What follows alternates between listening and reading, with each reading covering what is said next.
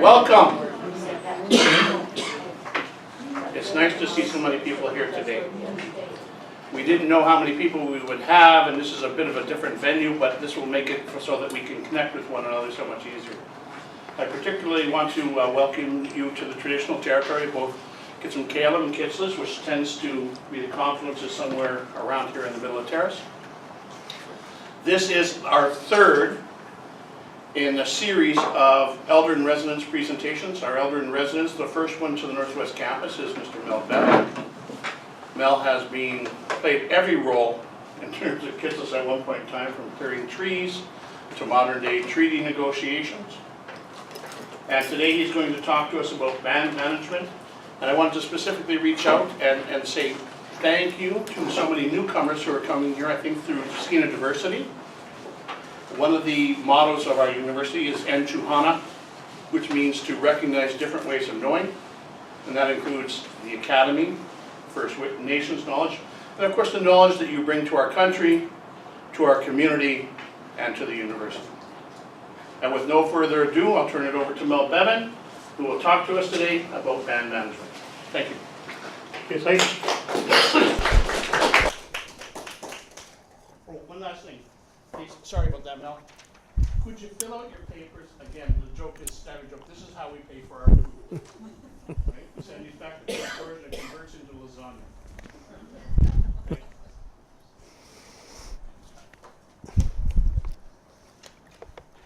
Oh, thank you. My throat's a little dry. Can you hear me, Rod? And today I want to talk about band management and coming here for the past two times and trying to figure out what it is, what's the best thing to talk about with a group from a university, and what's the most useful and what's the most helpful. How can we make a difference? Because really, from what I've learned about it's the universities that create, or I shouldn't say create, but well, I guess it is create the culture of a country. Because even in our communities, Native communities, the culture is created by the teachers, whether they be elders or whether they be new teachers or whether they be university professors. All of those things filter down into our way of life. And so it's difficult to try to come up with topics that could be useful in a setting such as this. And I chose I used to be a band manager. I was one of the first ones, and I'll explain that as I go.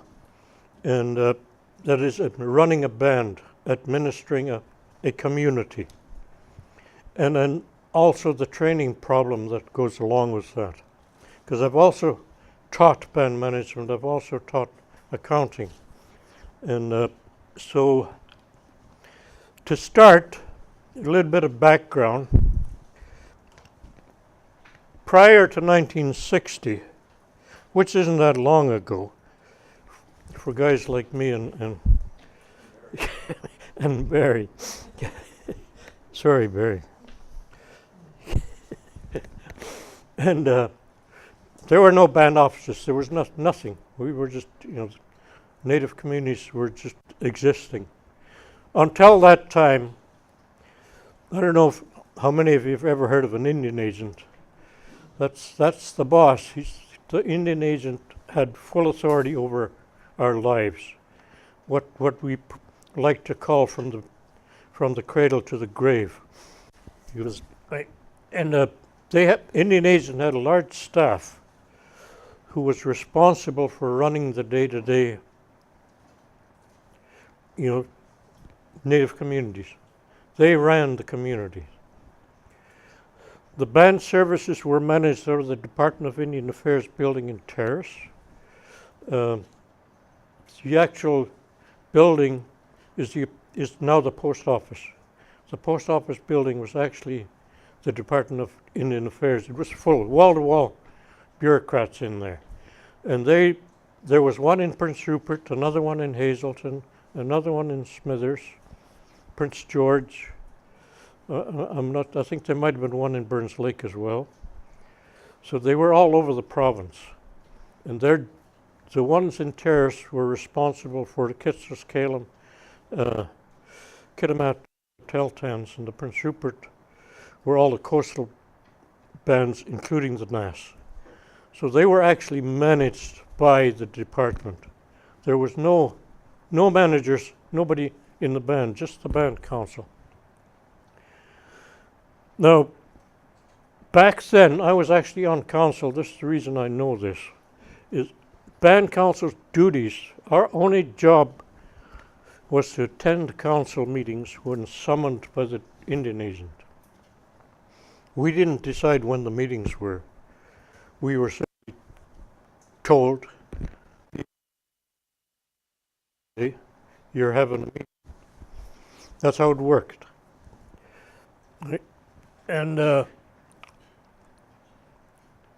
main role of the band councils at the time, was the Indian agent would tell us, well, I got this letter from so-and-so, this is the response I wrote, you guys agree with it, hold up your hand, and sign it. That was it. The next was the band council, that's the business of the band is done by resolution. And those were prepared, they were done, written up, typed up. We sat there, get an explanation of what they were. This is what I want. The Indian agent would say, this is what you want me to do. Do you guys agree? Hold up your hand, sign it. That was it. That was the full extent of band councils involved. That was only in 1960. Now,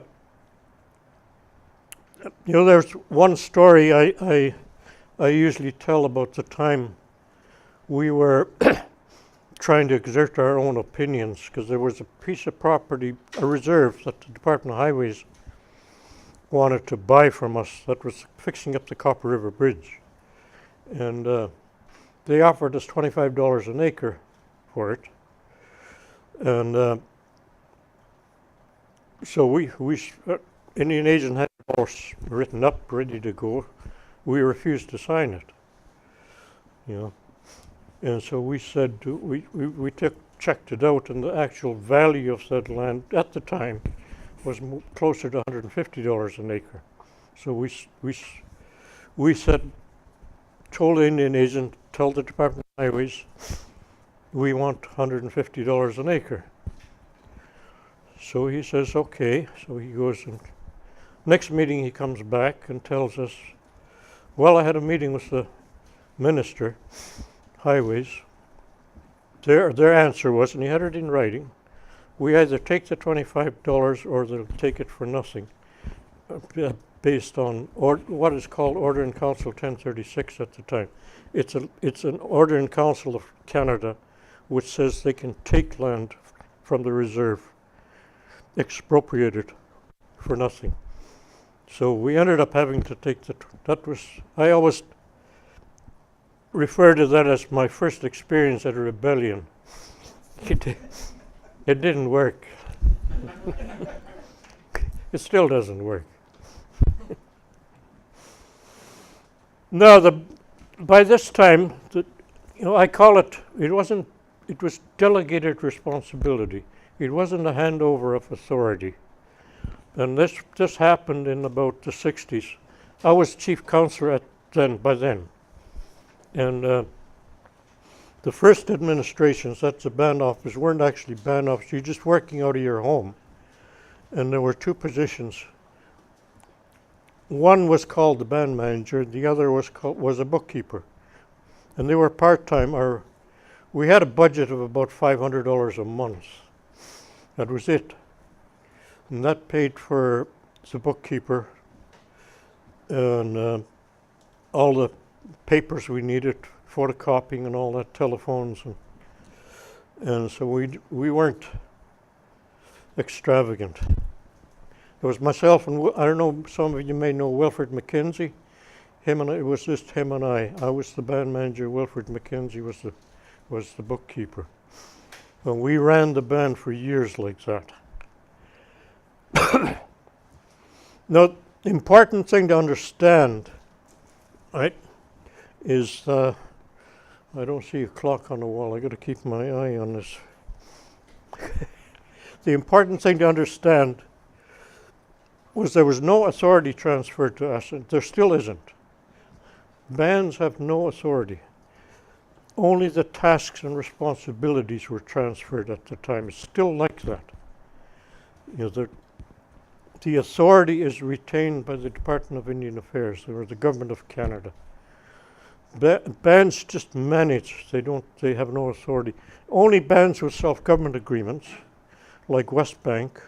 There's a few in British Columbia. West Bank, Sea Shelton, on the Lower Mainland, and the modern-day treaties like the Nisga'a and the Manuthan on the Vancouver Island.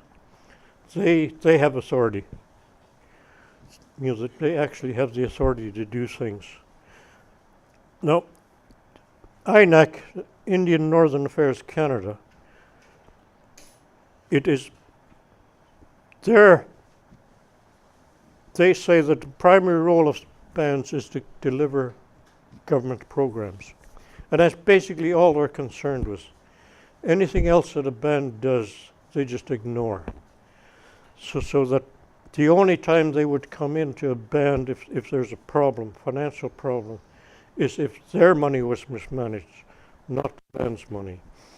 Right? So that there's a so it's difficult to control band finances when there's no oversight on it.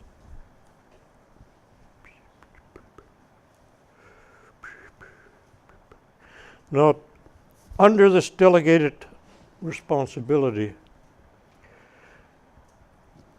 when it started, there's no rules. There was no rules at all. They just said, here you are, you're now the band manager. Here you are, you're now the bookkeeper. There was no standards. There's no guidelines. You just had to, there's nothing. Just, here's some money, go do it, period. That's it, that's how it started. And in Canada, public administrators in Canada generally develop and deliver programs and provide public services. That's what public administrators actually do. Now, that isn't what bands do. They do more things and less things. Now, back in the 60s, there was because there was no guidelines, there was no way of knowing what's the best way to do things. A bunch of us got together, a bunch of band managers. There was people like Ed Wright from the NAS, Chris Bolton from Hartley Bay, Frenchie Lewis from Kitselas. There was a number of us. You formed a little association.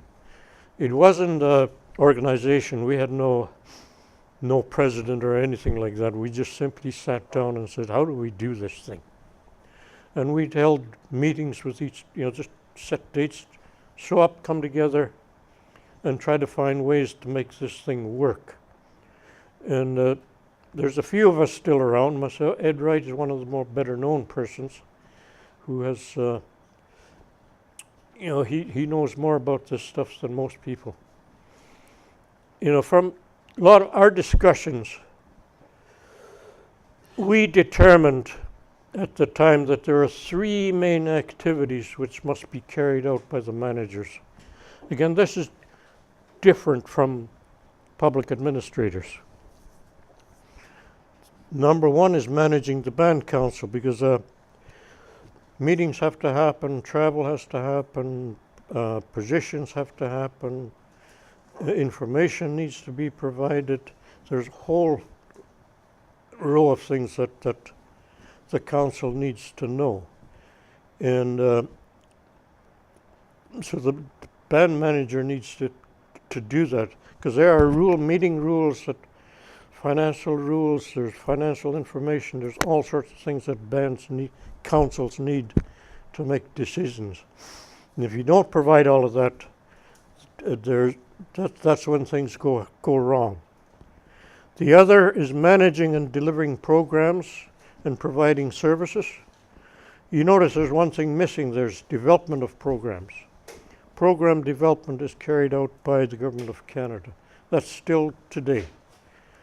Bands do not develop their own programs. They're done in Ottawa or somewhere else. Now, the next is providing assistance needed by band members.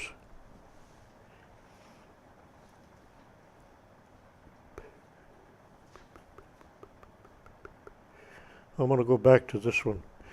Providing assistance needed by band members. Now, it's not known by most people that the services that you have in terrace are not actually available to Native communities. For example, in terrace, you've got a hospital. You've got run by there's hospital. There's medical services run by the province. Social services run by the province. You've got libraries. You've got recreation facilities. Hockey rinks and ball fields. You got everything here that a community needs, whereas Native communities have none of these. So these are served. There are no services like it. In Kitselas, Kalem, Kitimat village, we're fortunate to have something like terrace close to us. We actually make use of all the services in terrace. There was a time when we had to pay terrace. For example, you use the library. We had to pay to use the school auditoriums. So there was a lot of things we had, like recreation. We had to pay recreation fee to terrace, and to use that. We don't do it. I don't think we do it anymore. No, we just charge Thornhill. Yeah, but we do have to pay for garbage and water, and what else do we pay for? A whole bunch of stuff. We do pay for it. Right. So bands that are isolated, a lot of northern bands don't have any of these services. There's no high schools. There's no, pretty much nothing. Again, there's no Department of Highways does not plow band roads. They don't maintain them. There's usually if you're driving down the road and you start hitting potholes, you know where you're close to, right? So, and that's just how it is. There's housing. Again, there's the other problem that people don't realize. The housing on reserves are not owned by the people. They're owned by the Government of Canada. The entire reserve is owned by Canada. People don't own any of it. We just live there. That's it. We have the right to occupy it, not to own it. So a lot of the housing is actually rented. The bands build them, but they rent them to the people, and they're not owned by them.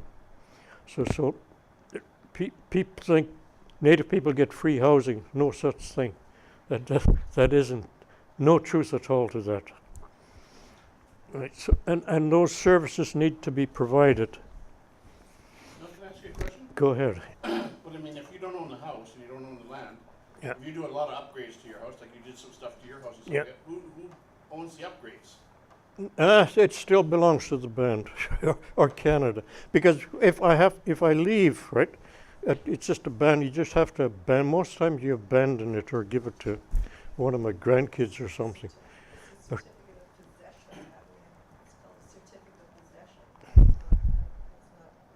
Legal ownership Not like like a you deed. have. Yeah, it's not a deed, no.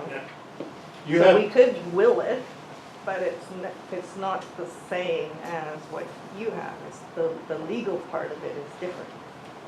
Can't use it as an asset to get funds from the bank. No. Hey? Like you can't use it as an asset to get funds. No, from you the can't. bank. You Yeah. can't And borrow. borrow against it. You can't borrow on it. You can't put a lien on it. It's not. It doesn't belong to you.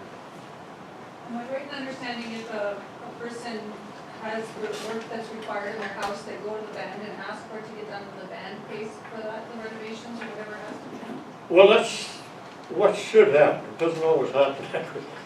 There's no money for that, right? It isn't that, that there's tons of money around it.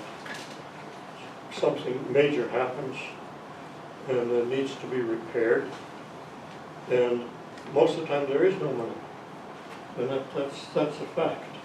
And the people, they're my house, but I had a reason for it. I figure I'm not going to live that much longer, so it doesn't matter, right? But back when I was younger, so I actually owned a lot of houses in Terrace, Thornhill, other places, because it really doesn't.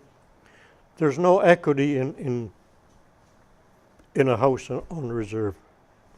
There's nothing. You just have to walk away and abandon it. Does that also reduce the incentive to keep it up? It does. It to spend a lot of money fixing something up that you don't even own, and you're not putting equity in. It's just, if you're an accountant, you're expensing everything. There's no, you're not paying into capital. You're just expensing it out, right?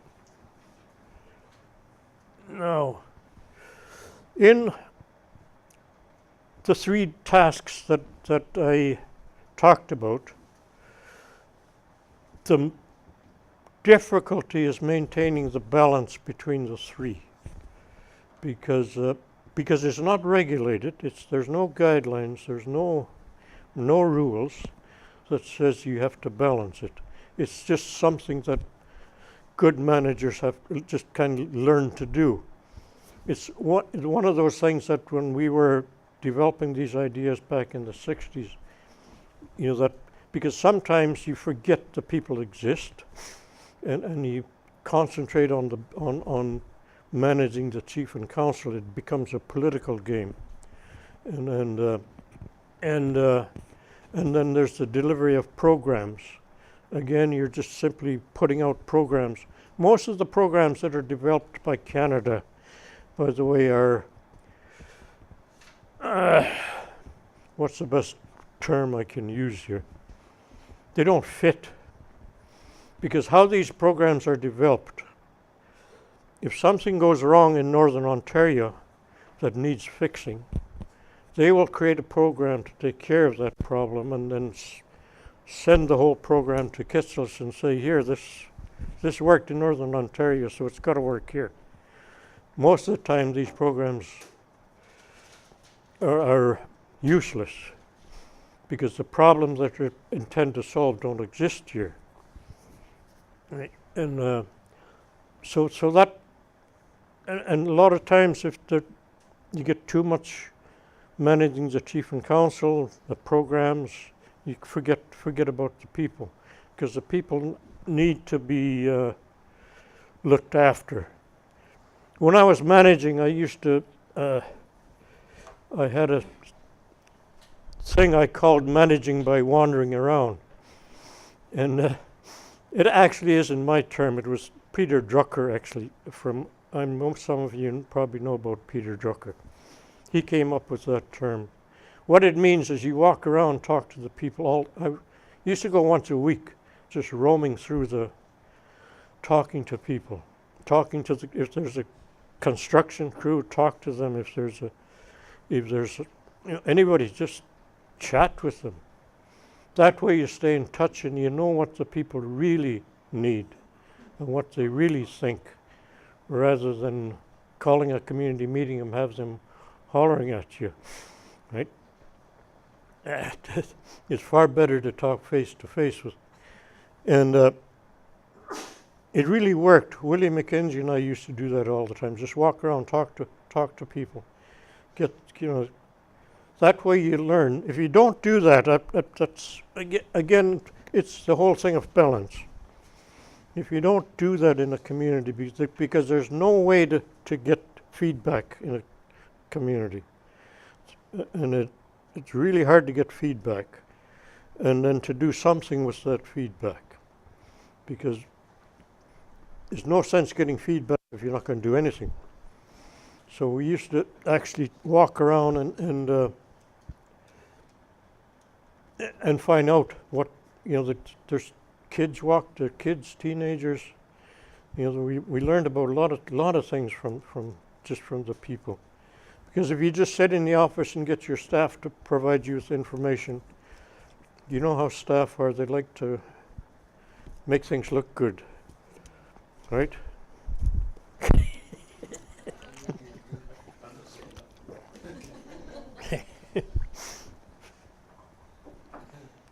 I think the most important part of the task really is to provide assistance because they have nobody else to the people. The people have no place else to go. If there's the only thing you can do is if things are bad, you just pack up and go move somewhere else, which is quite a few people actually do that. You know, because it's difficult to live on a reserve. You might ask, why do we do that? Why do we live there? The simple reason, it's all that's left of our homelands. That's the reason. We used to have large homelands. Now they're shrunk into, and that's it. That's why we stay there.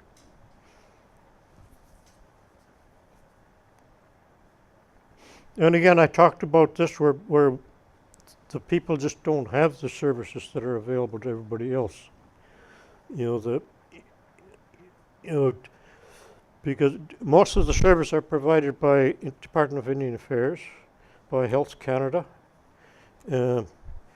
Like education on reserve is all done by Department of Indian Affairs. And Health Canada, who does Health Canada? They have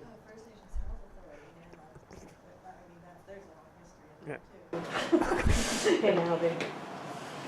Susie's my daughter, and she does all the stuff I don't.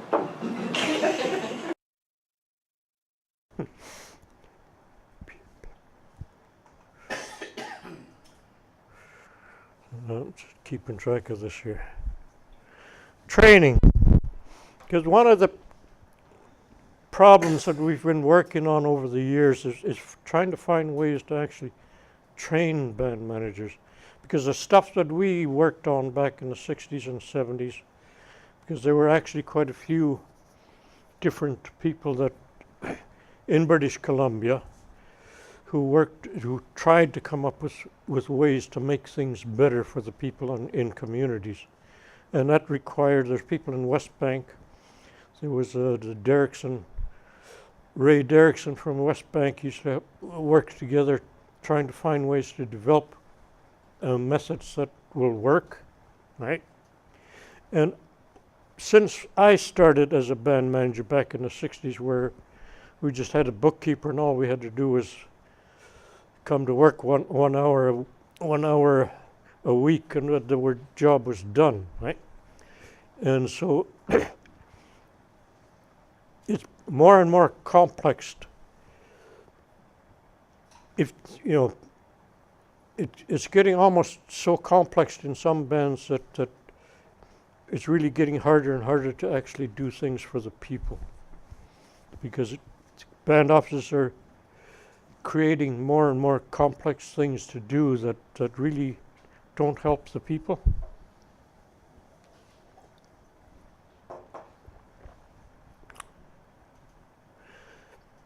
And all of the main positions in a band office require management training of some kind. Now, the way these things work, like if you have a social worker in Terrace, their job is to do social work. In a Native community, social work is about 25% of what they do. The other 75% is managing the program for the Department of Indian Affairs. So that's managing the finances, doing all the reports, running it, managing staff, doing whatever it is they have to do, and trying to make work programs, so that it's more than just social. Right. So and a lot of it is management, and that includes financial management. And the same with education. All of the different positions need some sort of management training. They're not trained to manage. The programs that they go to learn this doesn't include management. So it it difficult on if they don't have that management training, then the band manager has to do that management side, and it gets very, for myself, because I started out with a very small, and I managed to learn how to do all of these different things that I was able to do it. A lot of the old-time managers were able to do everything. Today, it's impossible to do everything, right? You can't teach it. You can't even teach that. Can I ask you a question? Yeah. Where would today's modern band management person go for training, and what kind of degree would they take, or program would they take? I'll get to that. We've set that up ahead of time. You knew it was coming. No, that the big thing, we actually tried to do this a number of times, to create a pool of qualified managers to manage today's tasks is a major first step in today's world of treaty making reconciliation, right? Because we're on the edge of doing something different, but we don't have a pool of managers to run what's there now, and that becomes a real problem, because they're still band managers. As Bob should actually explain this, they're still managers, band managers, with no authority. They're still hasn't changed much. Like some call themselves CEOs, but chief executive officers, but they don't have any of the powers of chief executive officer. It's just a title. They're still simply band managers, right? And training. This is one of the things we've talked about this quite a bit. This training for future standards. It's hard to convince a student to spend 4 years going to university to learn something to do a job that doesn't even exist yet. Because where am I going to work after I'm done? That's really one of the problems we have with our young people, trying to convince them that they should get into some of these things. So the only thing we can do is try to get training that they can use today, so that they can get work or get promotions or whatever. And because that is really important, that we do today's job well, and then we can use those same people. Use those same people to create the training that's required, because we don't really know what the jobs are. It's starting to come now, because with the Nishka, their job, they have learnt that what the jobs are, because they now have the responsibility, they have the authority, they have all of the tools that are needed. So they know what the work needs to be done. And in talking to people like them, they can tell us, what it is that needs to be learned. New jobs. The jobs that they have up there, the management positions they have up there, are much higher level than what exists right now in bands. Way higher. Like our top managers in the band can only be middle management in something like the NAS. Right. Maybe a tricky question, but I seem to get the impression that there's a lot of turnovers in band management, and I'm wondering if you could speak to that. Is that the wrong impression on my part? And if it is, what do you think the issue is, and what do you think the solution is? Well, I don't know if it's the issue. A lot of it is not enough training. Like you because there are, again, no standards, right? There are no standards. So when you're hiring out, there is no pool of qualified people. There's not enough qualified people. So a lot of the people that get hired don't have the experience or the know-how. And things change very quickly, right? And it's a huge task. Right? It requires professionals to actually do a good job, real professionals, not somebody just calls themselves professionals. Yeah. What are the mobilization strategies that these communities use to get that authority? You know, like what did they do in order to have the authority or the governing system of the community? Well, there are two ways to get authority. I'm not sure of your question, but for authority, Yeah. it has to be negotiated, because right now Canada holds all the authority. Okay. Authority in Canada is divided into two parts, federal and provincial. Okay. Province holds huge chunks of it. So their authority over resources, all of that stuff. Canada has authority So on some through things. all of the treaty So negotiations? and it's all about, if you get a self-government agreement, what you're actually doing is negotiating some authority from Canada and some from the provinces. So that you can't get it all. Because we're not negotiating to be a separate country, right? And what treaties work the same way. With treaties, you're negotiating from both Canada and British Columbia. You take some authority from each. Canada owns all the, British Columbia owns the resources like the land, the trees, the timber, everything. We got to negotiate some of that back, right? And so all of that is, and that's where that is what negotiations are all about. And there's also the talk about the reconciliation stuff, even though nobody knows what that means. I've been trying to find out what it means, but I can't figure it out. I don't think the people who use the word know what it means. Right? So. If there was a land claim agreement, would that fall in under negotiations? The Or, which? Like a land claim agreement, where would that fit in? The land? Yeah. The land, what we're negotiating for in treaty is that we would actually own the land, right? Right now, we don't even own the reserves, right? And they're so tiny. So there's ranchers who have land bigger than we do, right?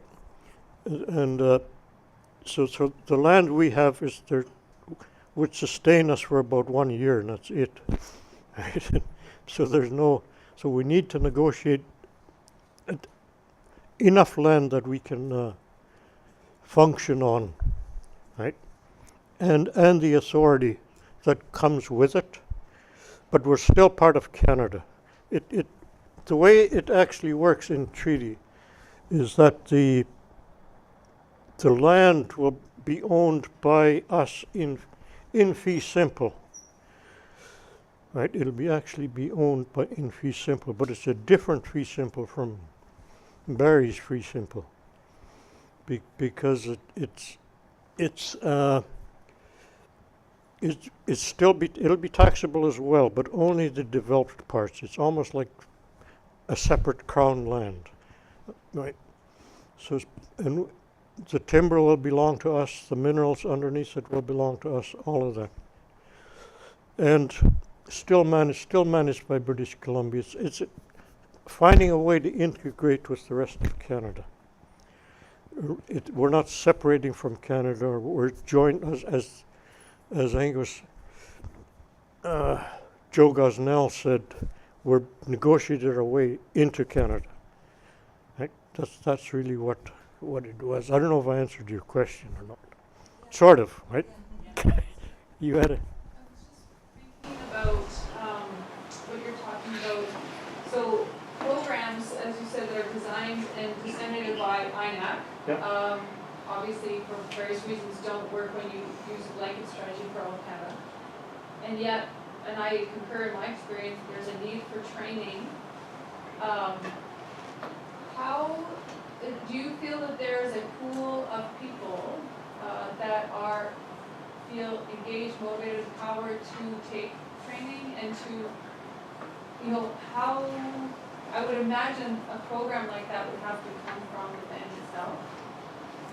Not, they don't have the, how do you call it, the resources to do that. It has to come from someplace like this to do the training, right?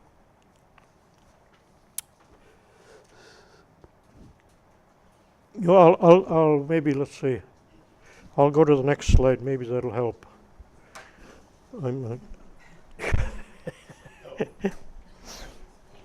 We'll talk about the role of universities. Now, band management was created with no clear direction. It was just thrown out there. You guys go ahead and do it. Therefore, it's difficult to develop management training for band managers because there's no clear role.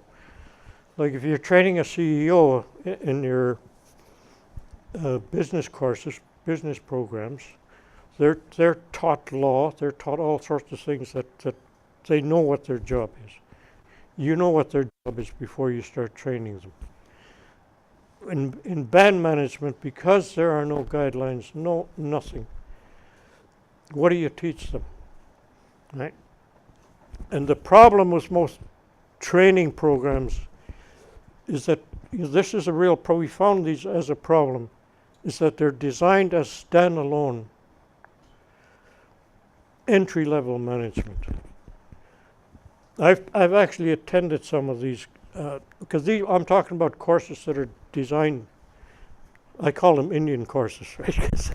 That's might not be a good thing to say, but I call myself an Indian. But they're designed specifically for native bands, right?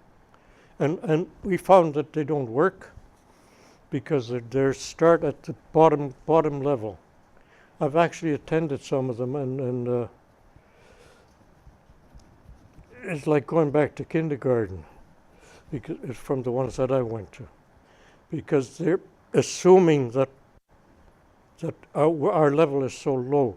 We're not. We're the same as everybody else. We're no different from anybody else, right? And I've been to a lot of workshops and short-term training. Those don't work either. Because the people who are teaching it have never experienced what we have, right? You have to actually experience managing a band before you can teach it. There's nothing written anywhere, right? There's no books you can buy, because nobody's ever written one about how bands actually work. And it's just assumed that we simply take what's out there, apply it to a band, and boom, miracles will happen. But turns out that's not what happens.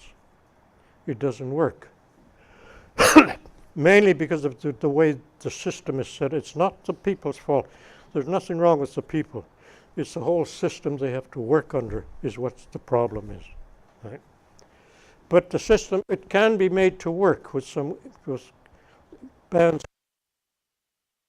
There have been bands are run very well managed, very well balanced in how they operate, and it is possible, but it takes exceptional people to run these things.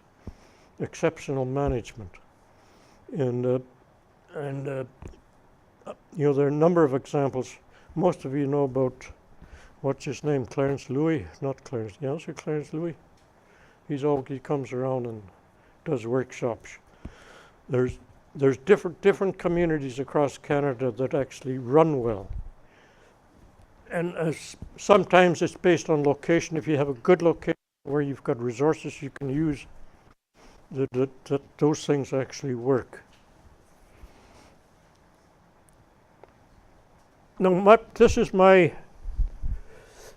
this might answer that question. professional management that's on the band requires no less than a bachelor's degree in public administration with the addition of a final year of First Nations administration component. Now, the reason I put in the word additions is it shouldn't be instead of something else. Yet you shouldn't take something out of the program and insert. It should be an addition, because the problem, you could hire somebody with a master's degree in public administration and have a hard time running a band, because a lot of the things that the rules that apply somewhere else don't apply on the band, and you have to actually relearn all of these. Probably in my next talk, and when was it? May 9th. We'll get a little more into that, into the way the Indian Act works, and one thing with this area, UNBC is ideally located to make a difference, because the northern British Columbia, there's a lot of native people, a lot of native bands, and you have whether Prince Rupert, Terrace, Prince George, Hazeltons, you have doing some really good work with really making a difference, with a simple addition of because I don't think, talking to my son-in-law, David over there, on trying to figure this out, right, about First Nations administration. What is it that's different about it? To define the difference between the two would require somebody with a PhD like David does there, and to develop a course, because you cannot develop a course on what exists, because there's nothing existing. The whole thing has to be studied and figured out. It can be figured out. Because we actually did figure it out back then, but we just never wrote it all down. So, and what time is it? Am I squeezing into 1 o'clock? 5 minutes. Okay. We're getting close. Now, this is a major problem here. The shortage of qualified managers creates the widely held belief we are not ready to move forward. I hear that quite a bit. I don't know if you've heard this, where communities say, we're not ready. We don't want treaty, we're not ready. We don't want self-government, we're not ready. We don't want land management, we're not ready. Because of the shortage of managers. It isn't the people aren't ready. It's the managers that aren't ready. And it is a real problem. We may need to find a way. I can't solve it, right? That requires something from universities to do that. Well, I was actually part of I was on a board, national board, for First Nations governance, and we met with a lot of the university people, that board chairs, some of the all across Canada. We had a meeting in Saskatoon to talk about how do we do this, and one of the things that really struck me was the board members were all in favor. We got to do something, but they said there's one problem. It's the professors. If you can just find one professor somewhere who's willing to actually take this on and do it, it can happen. You know what? And I gotta give a plug. That's a wonderful statement that you made there, Mel. We have currently a proposal for consideration this year for a Bachelor of Commerce in Management here in the Terrace campus that we're hoping to get approved, which could maybe address your 1, 2, 3, 4th bullet point. Well, I hope so. We're trying. You need to hire now. Oh, you took time, it's good. We did not practice this ahead of time at all. Questions? Very. Now, this is my socialism coming to the fore, but you know, you've got the same problem most of our unions have. That, and we're not gonna solve it very, very quickly. To get to be a leader in the union, first you get to be a business agent. First you get to be a shop steward, then you slowly work your way up to local president and. But you get that job mainly on your ability to talk. When it comes down to negotiating an agreement, whether it's with the government or whether it's with a company, what you're doing is you're sitting across the table from people, usually lawyers, who went to school for 4 or 5 years or 7 or 10 years to learn how to do that job, which is something we don't have. So you have all my sympathy.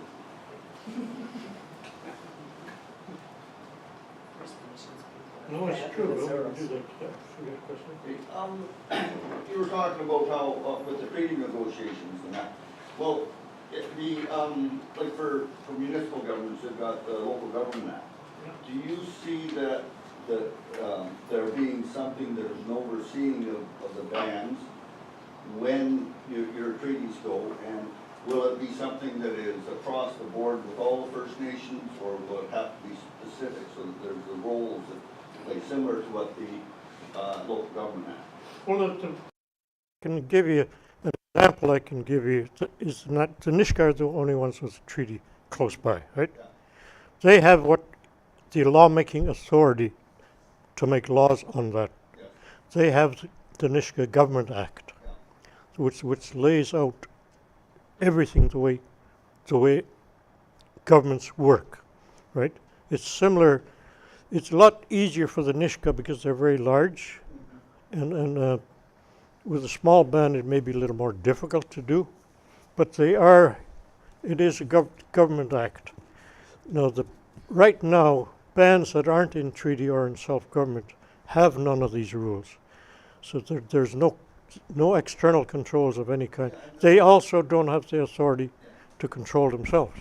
And that's I guess, part of what I'm getting at. Do you think that then like when you make a treaty, all right, then will you have your own part of this, like the NISTA got, but it's tailored for you, and every band's going to be the same, or is it going to be something similar to what the Municipal Act, Local Government Act is where every local government has to fulfill these roles, and then there's different. Well, there's no plans to do that, right? Because all of the negotiations are separate, and it depends on the level of authority we take down. There may be some authority left behind that can do that, and it's not determined. And the way we're trying to negotiate this thing is because small bands don't have the resources to take all of these powers down. Leave some of the powers behind for the time being. Maybe 20, 30, 40, 50 years from now we may be able to take them down, but in the meantime leave them where they are.